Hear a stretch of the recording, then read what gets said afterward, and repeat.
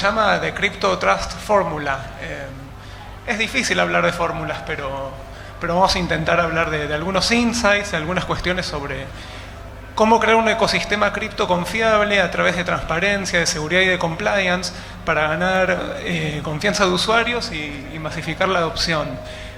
Dicho esto, Guy, do you want to introduce yourself a bit? Sure, and I trust everything you just said before because I could not understand. Hey, hello everyone, I'm Guy, I'm Guilherme Sacamone.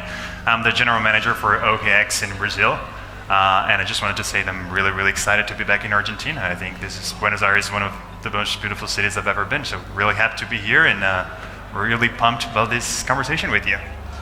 Guy, how do you see the crypto adoption in Latam?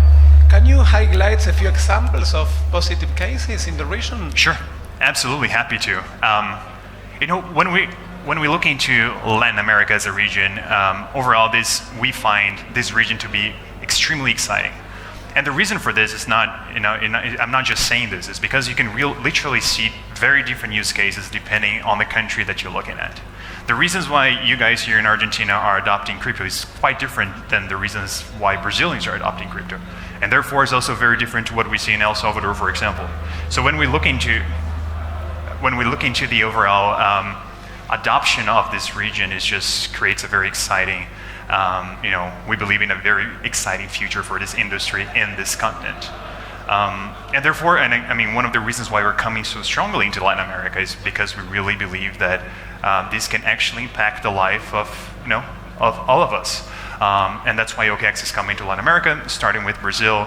We're very excited to deepen our relationship into these different countries and create ecosystems and products that actually make sense to the life of the people here. You mentioned Brazil, Argentina. We know that you work with different jurisdictions. Yeah. How do you face the challenge with different regulations, different countries, different systems? How can you work with that? Yeah, and this is actually a very good question and a question that we get a lot. I think one of the things that we need to realize when we're thinking about building trust is that what took us here as an industry is very likely not to take us to the next phase of growth that we're going to be seeing. And I think this is a more mature market now, and we need to understand and adapt to this. So when we see at OKX, we're very welcoming to the regulatory landscapes that we're operating with. We take a lot of care to make sure that we partner with local regulators, and we also make sure that the product that we're bringing to these different jurisdictions are following the best practices in terms of compliance and compliance and security. But at the same time, we want to make sure that people have the freedom to do their own, to have their own custody. So this is another thing that we find very important. At the same time, they're following regulations when it comes to this centralized exchange and making sure that the compliance side is fully integrated with the different jurisdictions that we operate in. At the same time, we're also bringing a Web3 wallet for people to do their own custody and operate in a more decentralized world. In the recent years, some exchanges gained bad reputation, negative attention to bankruptcy, failure to pay, and others have been questioned also and generated some skepticism. Yeah. How has been OKC working to increase the trust in crypto, and what challenges are you facing and you think you're going to face in the forthcoming months? Yeah. Again, we're taking Latin America in an approach that and I'm just representing the company here, but a lot of the folks that are important to make sure that we have the freedom to operate locally in a way that makes sense for Latin America is here today. And, we have a very good team that is supporting us and giving us the necessarily freedom to really build a product that makes sense to the local people here, right? So we're actually building something that is very specific and tailored for Latin America. And one of the things that we're mostly excited about is bringing our proof of reserves. OKX, is one of the only exchanges that actually every month issues the proof of reserves and allows users to check their balances themselves, their tokens themselves directly on the blockchain. On top of that, we really encourage our users to do their self-custody, right? We're really excited about, in one application, allowing the users to navigate from a centralized exchange into a Web3 wallet, allowing them to move funds around in a very easy way, in a very friendly and seamless way. and really pushing them towards self-custody. If it was up to OKX, we would encourage everyone to do their self-custody, but we do realize that this is not something as simple for everyone. So we, on top of self-custody, we're really pushing for the proof of reserves. Till now, you're talking as the crypto professional, as the crypto worker you are. I know that you are a crypto user too. Yeah. Let's see if you're professional or not, but as a crypto user, what else do you think it should be done? What would you demand an exchange on this, on compliance, on transparency, on security? Yeah, I think this has changed over time, right? In the beginning, I was looking for, as a person, I was just looking for the cheapest fee for trading, right? And I think right now what matters to me is making sure that the exchanges that I'm operating in are transparent. And I think that's why I'm so excited to join OKX recently, because these guys are really serious about transparency and proof of reserves and pushing users towards self-custody and protecting their assets. So this is really, really exciting for me. But as I think most of you guys know, it hasn't been always easy for crypto, right? It's a lot of ups and downs, but we're still here. And I think we're more mature than ever. And I think at this point, what really is going to matter is finding the right players, the right partners for you to, trust with your tokens and your funds, we hope that can be OKX. You mentioned these ups and downs as a user, as a professional. I don't know if there's a tip or something to surf these ups and downs, but how do you feel with them? How do you deal with them working? What do I feel about ups and downs? I feel like they're ups and downs.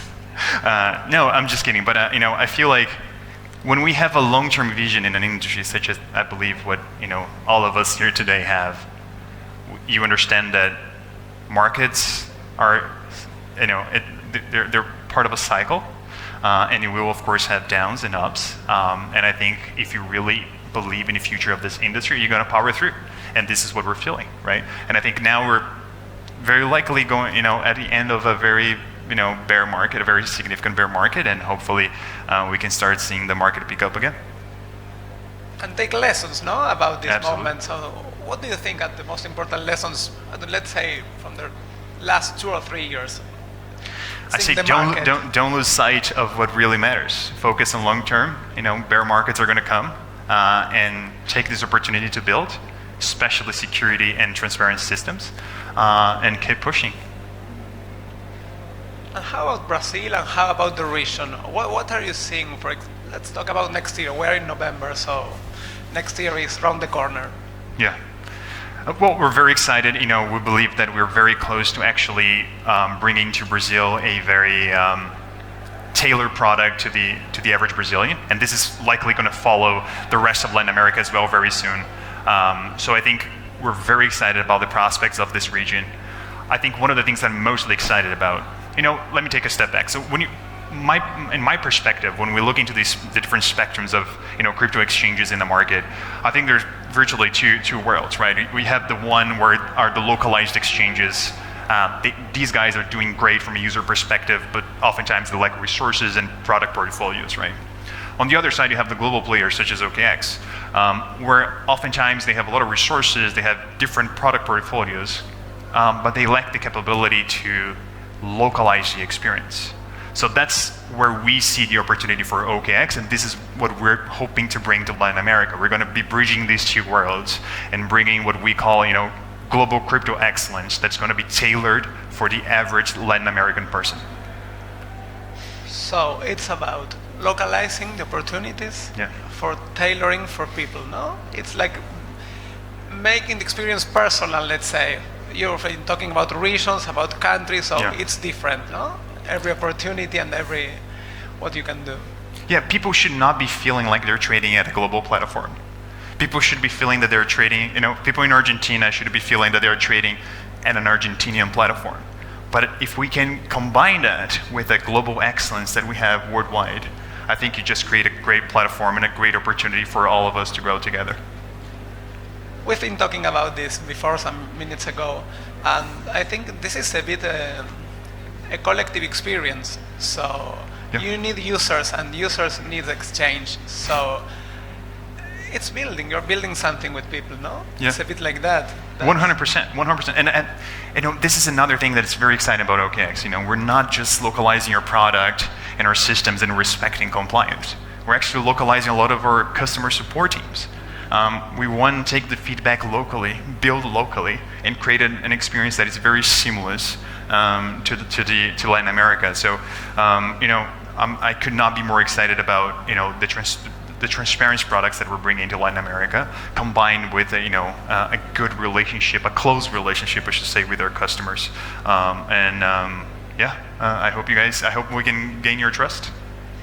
You just mentioned compliance, and you work like in different regions. So we know compliance with regulation is key, especially as crypto is going mainstream.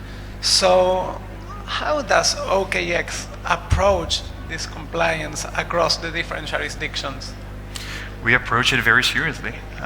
You know, we take compliance seriously. And again, one of the things that I mentioned before, what took us here as an industry is not what's going to take us to the next level of adoption that we want this industry to get.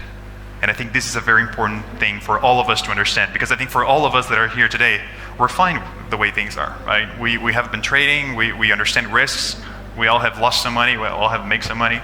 But I think we need to think about the next part of the population that needs to be onboarding to this industry to actually become mainstream. And that touches a lot on the compliance and the regulatory framework of the different countries we operate in. But we do not want to lose sight of the possibility for users to own their funds and what the things that are of value to them. So that's why every country we go in now, we bring in one application, two very important solutions. One centralized exchange where we have proof of reserves on a monthly basis, and also a DeFi wallet where you can easily move your funds to and do your own self-custody of your tokens. And it's like playing with different rules. So what would you expect about regulations next year, about compliance? What would you need to make things better, I think, for work, for users? I think clarity. One of the things that we can expect from the compliance world is more clarity. We want to make sure that we play by the rules, but the rules need to be there. And we're very excited about Brazil, that very recently, I'm not sure if you guys have heard, but very recently has elected the Central Bank of Brazil as the regulatory entity that is actually creating a framework for Brazil. So we're very excited about that in Brazil. And we expect other countries in Latin America to follow. And with that sort of approach, clarity becomes something that's so important for us to better plan our products, better plan our policies, and the way we're going to be operating these countries. And about technology, looking ahead, technology is emerging and arising and changing every world every day. Are you excited in new developments? What about the future of trust and safety in crypto with this? Again, I think these are the things that will matter in this next cycle. I think we all have learned important lessons during the last cycle, and I think this is a much more mature market now. It's going to be what we're going to be seeing here with ETFs being approved and institutions coming into the game, and the new wave of users that we're going to be onboarding into this industry. I think all these different pillars, if you will, they will be requiring a lot more trust, a lot more transparency, because we cannot run the risk of making the same mistakes as an industry that we have done in the past. You mentioned the word lessons. I wonder, and I'll ask you, what lessons should exchanges learn from the harder times we've been living? What do you think? Can you point one or two? I might be repetitive, but I think, and I apologize for that, but I think we all need to be more transparent, and I'm very excited about OKX taking the lead. And again, I'm very excited that OKX is taking this lead about transparency. But this is not something that we want to keep to ourselves. We actually encourage the industry, all the players out there. They all should be more transparent. What excites me is that I believe that this is going to be such an important piece of the equation that I think the whole industry will have to adapt, be more transparent, and increase their levels of safety when operating with the user's fund. Wait, that's all on my side. Quiero abrir el micrófono. No sé si alguien tiene alguna pregunta o quiere preguntar algo. Puede ser en cualquier idioma que podamos comprender. Bueno, personalmente les agradezco por el tiempo y por el respeto. Se ve muy poco desde acá de las luces, pero estoy contento. I'm thanking everyone. Okay, Yeah, X no, has a thank you. booth here, and I think Gikan says gracias in Spanish also. No, yo hablo un poquito de español. Gracias. Muchas gracias.